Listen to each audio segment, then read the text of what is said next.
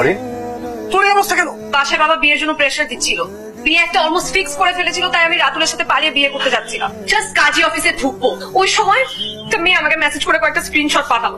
রাতুলের আরো 3-4টা অ্যাফেয়ার ছিল দোস্ত। তুই বুঝতে পারতেছিস সেই ছেলেটাকে আমি এতদিন ধরে চিনি, এতদিন ধরে রিলেশনশিপ, আমি বুঝতেও পারি নাই। তারপর কি হলো? তারপর কাজী অফিস থেকে স্ট্রেট এখানে আসলাম। রাতুল বারবার টেক্সট করছে, ফোন দিচ্ছে, সরি বলছে, কিন্তু আমি ওকে বলেছি যে আমাকে আর ডিস্টার্ব করলে আমি একদম ওকে পুলিশে দিব।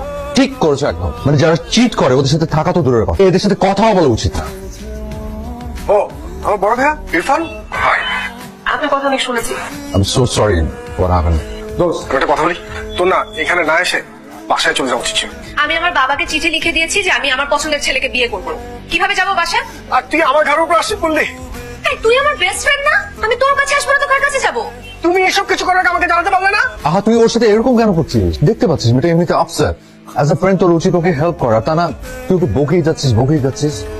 What is this? দোস্ত আমি সরি, কিন্তু তোকে আমি এভাবে নিয়ে ঘুরতে পারবো না। না, I know, I need to change. আমি চাই না এই শাড়িটা নষ্ট, অনেক স্পেশাল আমার কাছে। এটা কি তোমার মার শাড়ি?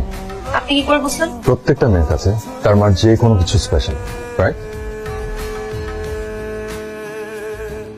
কেমন লাগছে? পরীর মতো। জি, সুন্দর লাগছে। Thank you.